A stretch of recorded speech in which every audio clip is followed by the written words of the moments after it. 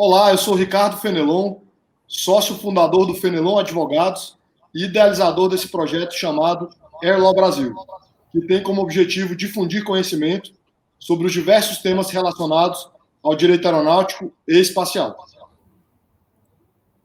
Essa ideia surgiu a partir de inúmeras mensagens que recebi nos últimos anos, tanto de colegas advogados quanto de estudantes interessados em se especializar na matéria. Nesse sentido, estamos convidando os maiores especialistas do Brasil no assunto para que eles possam contar um pouco sobre suas trajetórias profissionais, bem como avaliar um ou outro tema específico. Hoje temos a honra de receber o Dr. Gilvandro Araújo, doutor pela Faculdade de Direito de Paris II, procurador federal, atual diretor de soluções jurídicas e administrativas da Infraero e ex-conselheiro e ex-procurador geral do Conselho Administrativo de Defesa Econômica, do CAD, entre 2010 e 2018. Gilvandro, meu caro, muito obrigado pela presença. É uma honra para nós ter você aqui. Obrigado, Ricardo. É um prazer meu estar colaborando aí com esse seu grande projeto, muito interessante para disseminar as ideias, interagir com estudantes e profissionais do direito. É um prazer para mim poder participar desse seu programa. Me sinto muito honrado pela sua experiência e pela sua competência já demonstrada ao longo da sua atuação profissional.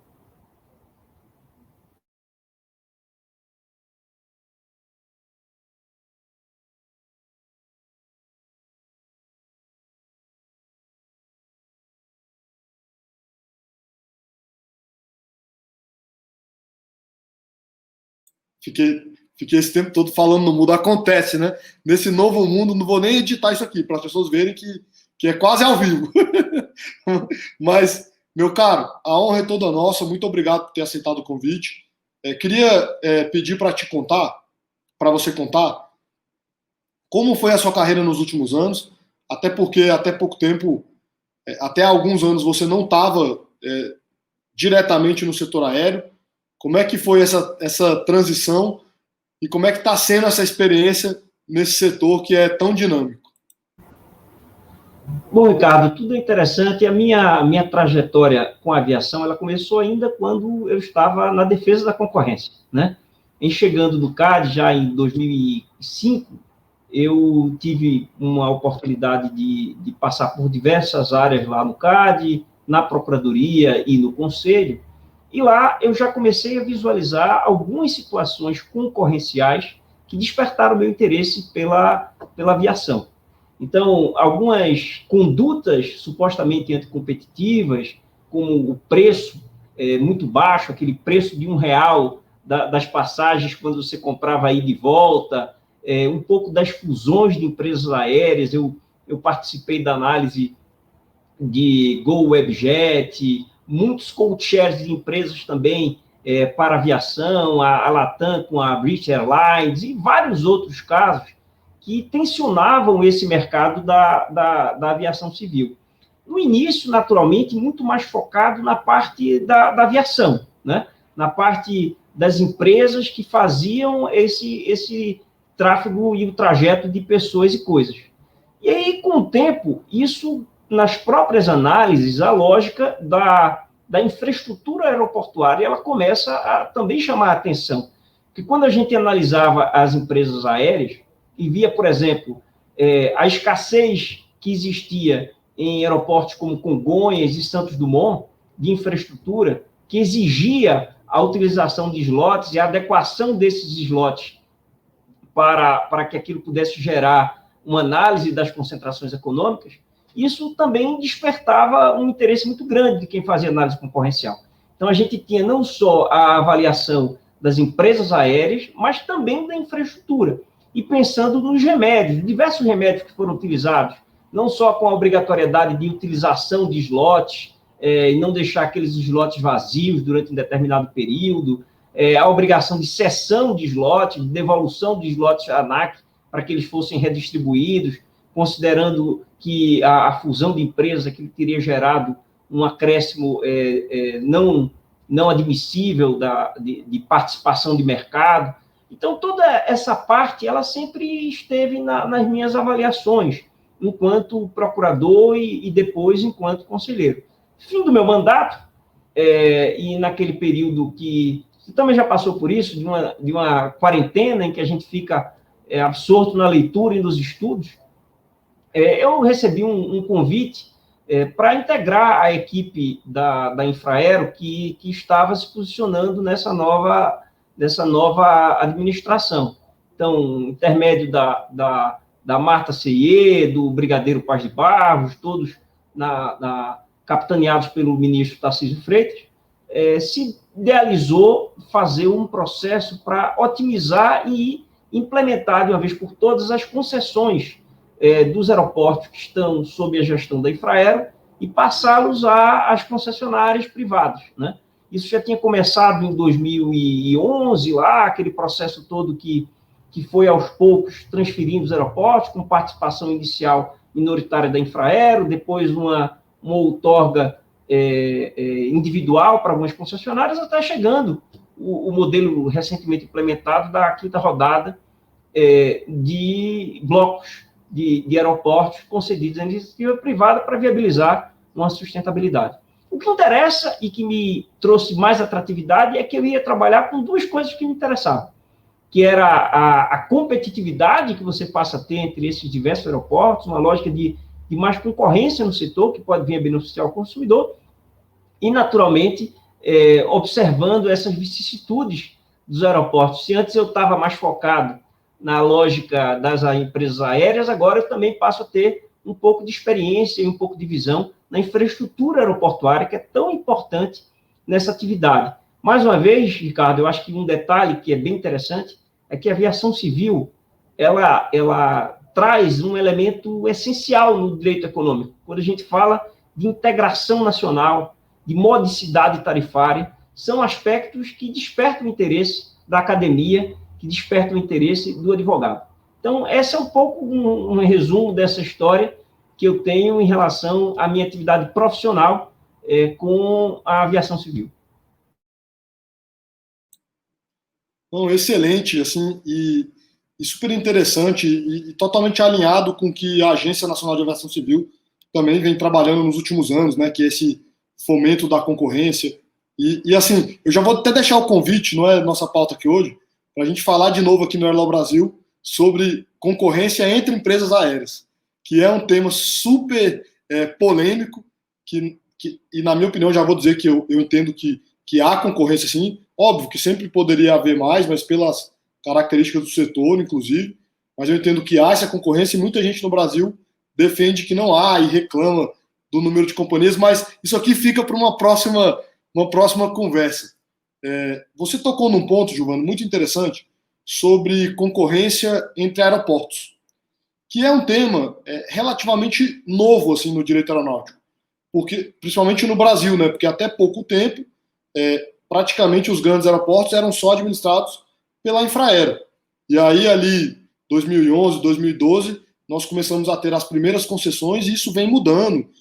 A última rodada já foi em blocos, um novo modelo. Queria que você contasse um pouco sobre isso, assim, qual a sua visão dessa mudança de modelo, da regulação e concorrência, aproveitar um pouco dessa sua experiência, tanto com concorrência quanto com aeroportos e direito aeronáutico. Que nós vamos ter daqui para frente no Brasil.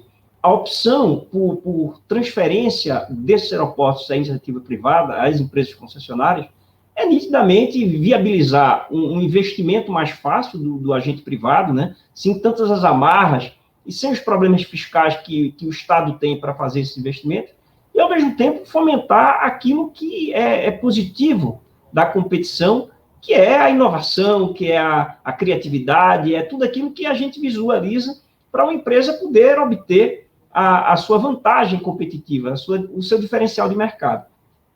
E algo que a gente visualizava até bem pouco tempo, mesmo na estrutura de uma empresa pública, era uma eventual competitividade entre aeroportos, né? Entre aeroportos que estavam dentro do mesmo território, mesma geografia. Então, se analisava, eu tive a oportunidade de visualizar isso em alguns atos de concentração, nos estados em que nós temos 2 aeroportos, exemplo concreto de São Paulo, né, que temos Guarulhos e Congonhas, de Minas, que tem o Confins e Pampulha, e o Rio, que é Galeão e Santos Dumont, qual o grau de competitividade que existia entre esses aeroportos, né, dentro da mesma região.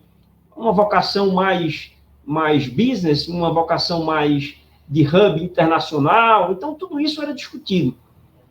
Para agora, o que a gente começa a ter é que dentro dessa nova modelagem, em que eu abstraio a presença de um único operador e passo a ter vários outros operadores, eu começo a ter uma diferença de competitividade também, que é a competitividade produto da integração vertical entre empresas aéreas e aeroportos. Porque a gente sabe que, para as empresas aéreas e para os aeroportos, a obtenção de um hub, que ele funciona como esse instrumento de interligação de voos, se centraliza, todas as empresas fazem isso, quando a gente analisa e visualiza internacionalmente, todas as empresas têm os seus hubs, elas focam numa determinada cidade, num determinado estado, para fazer o seu centro de dispersão de voos. E isso é algo extremamente atrativo, seja para as empresas, seja para os aeroportos. Com o modelo de concessões, a gente observa que os aeroportos eles passam a ter uma competição por deter hubs de empresas aéreas. E quanto mais eficiente for esse aeroporto, seja no seu tenant mix de shopping center, seja na sua infraestrutura aeroportuária de boa qualidade, com todos os padrões de segurança e mais funcionalidades aprovados pela agência reguladora, essas empresas passam, de fato, a competir e tentar oferecer para as empresas aéreas aquilo que seria o seu atrativo para a obtenção desses hubs. Quanto mais voos você obtiver na sua atividade, você tende a ter um incremento maior das suas receitas.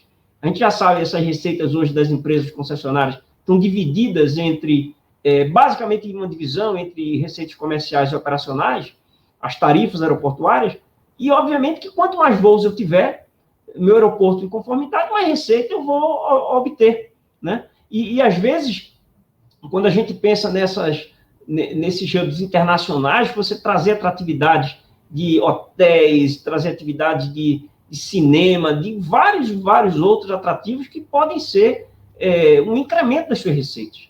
Então, é algo que a gente passa, sim, a visualizar no Brasil, e o aeroporto mais estruturado, ele vai ser um favorecedor, às vezes, de obtenção de hubs, considerando, naturalmente, aspectos como o privilégio geográfico em que ele se encontra, o tipo de conexão que ele se predispõe a fazer, sobretudo alinhado com as empresas aéreas. É um novo mundo, é um novo mercado que eu acho que se avizinha para a atividade de aviação. Não, sem dúvida. Inclusive, nós temos visto agora na pandemia que esse modelo de concentração em hubs, ele tem sido uma tendência, né? Porque as companhias estão voando menos e tal. E também nós vimos, até antes da pandemia, por exemplo, no Nordeste, o surgimento de hubs em Fortaleza, Recife, algo que a gente não ouvia falar tanto há alguns anos, né? Mas, Giovano, podemos então dizer que há concorrência entre aeroportos, porque esse é um tema muito que gera assim, alguma dúvida, as pessoas falam, não tem como aeroportos competir. Então podemos cravar isso, né? Que há concorrência entre aeroportos atualmente. Eu acho que sim. Depois que a gente verifica a mudança de uma lógica de monopólio e para uma lógica de uma presença de diversos agentes econômicos, cada um vocacionado com um tipo de sua atividade, considerando também algumas peculiaridades, que no Brasil, por exemplo, você tem a aviação como instrumento, e eu falei isso um pouco no início, de integração nacional. Então, você ter que atingir alguns estados, alguns municípios, passa a ser importante para a aviação, porque aquilo ali está dentro do script da regulação. Eu preciso atingir quase todos os lugares da federação que tem alguma relevância, alguma capilaridade. Então, as empresas vão precisar formar os seus hubs. Se você considerasse que elas poderiam sublimar alguns lugares, mas elas vão precisar estar presentes. E quando a gente verifica as recentes modificações, eu acho que isso já foi até objeto de debates aqui no seu programa, que é a abertura do mercado às empresas internacionais, a tendência é que você possa ter cada vez mais agentes competindo por obtenção dessas empresas aéreas, né? O mercado que sempre é tido como um mercado oligopolizado, com 2, 3, 4 empresas, ainda assim, a abertura dessas empresas estrangeiras e a perseguição por essas empresas já incumbentes no setor brasileiro, isso com certeza vai gerar uma competição entre aeroportos para a obtenção do seu hub, a obtenção do seu incremento financeiro. E lembrando que o governo segue dizendo, né, que até 2022 deve conceder aí todos os aeroportos, assim, os principais aeroportos ainda, uma grande maioria que são administrados pela Infraero, isso, ou seja, o que eu estou querendo dizer é que o número de players deve aumentar ainda mais, né, nos próximos 2, 3 anos. Eu queria aproveitar também para te perguntar assim, como é que você vê o impacto da regulação, do que a ANAC faz nesses diferentes modelos, né? Porque eu inclusive, estava participando de uma discussão recentemente que eu me lembro que os contratos eram muito prescritivos. Então, assim, por exemplo, a gente falava em quantidade de operações em ponte de embarque. E aí depois nós fomos ver que isso poderia dificultar, por exemplo, a entrada de empresas ultra low cost, que em outros países muitas vezes não operam em pontos de embarque, tem negociações diferentes com os aeroportos. Assim, só para dar um exemplo concreto de algo que veio à minha mente, assim, do impacto da regulação e que agora muitas vezes afeta todos, né, em diferentes modelos. Porque, de fato, a regulação também vai precisar se adaptar a essa tônica de você ter diversos players.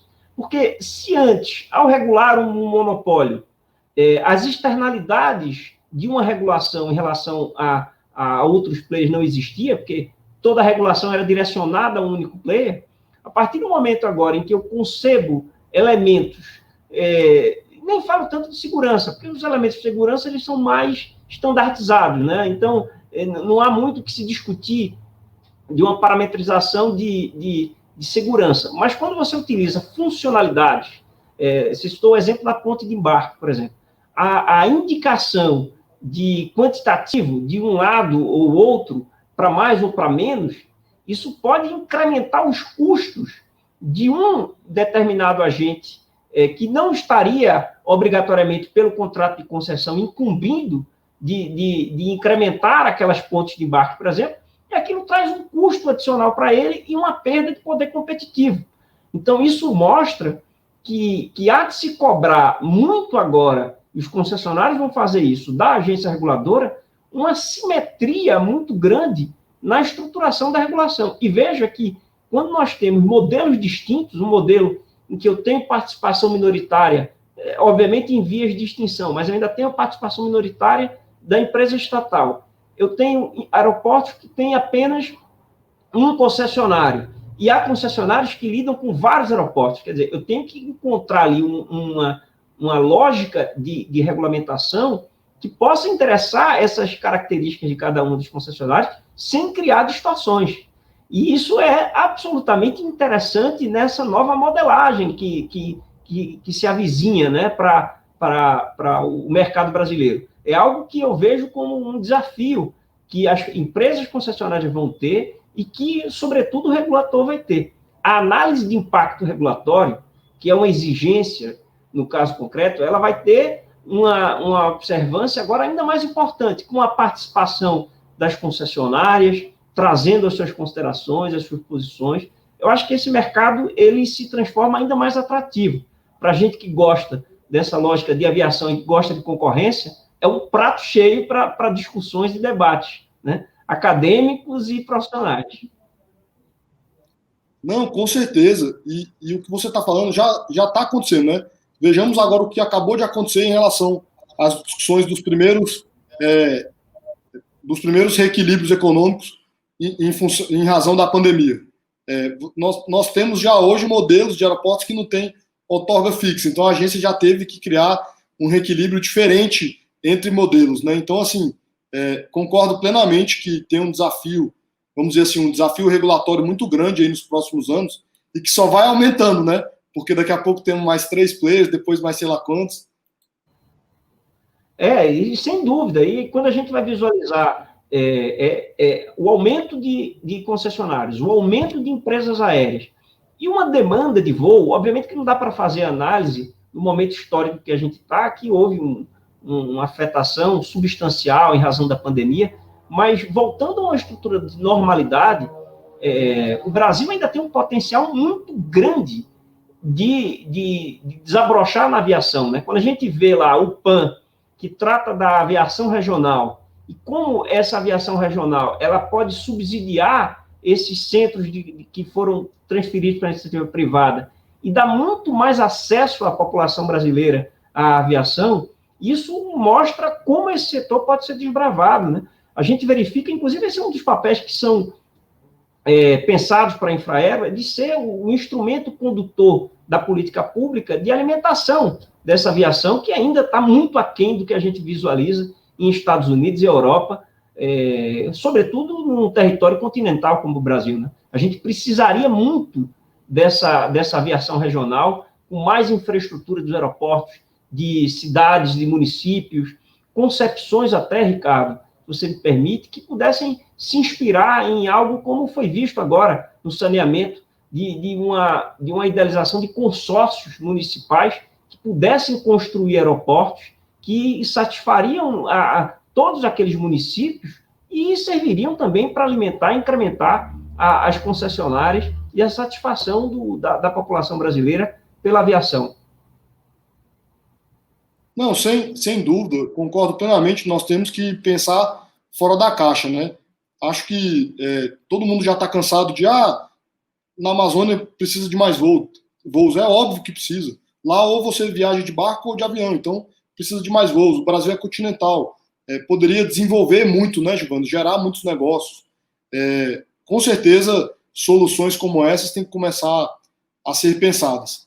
Meu caro, infelizmente estamos chegando aqui no final desse bate-papo super interessante, um tema que ainda é muito pouco discutido, uma excelente oportunidade para quem vai nos assistir, mas eu queria te pedir também, ainda mais com toda a sua experiência aí, doutor numa baita universidade, ocupou diversos cargos importantes, qual conselho ou dica você daria para estudantes e jovens profissionais que têm interesse aí em se especializar no direito aeronáutico, no direito aeroportuário, em aviação e direito, né?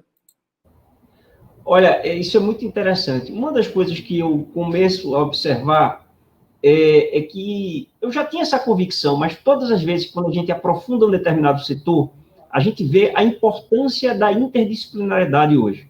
O profissional do direito hoje deixou de ser aquele profissional monotemático. Ele precisa ter uma inspiração técnica que está baseada em diversos ramos do direito, que é para dar condições que ele possa fazer uma reflexão sobre o problema que se avizinha sobre ele.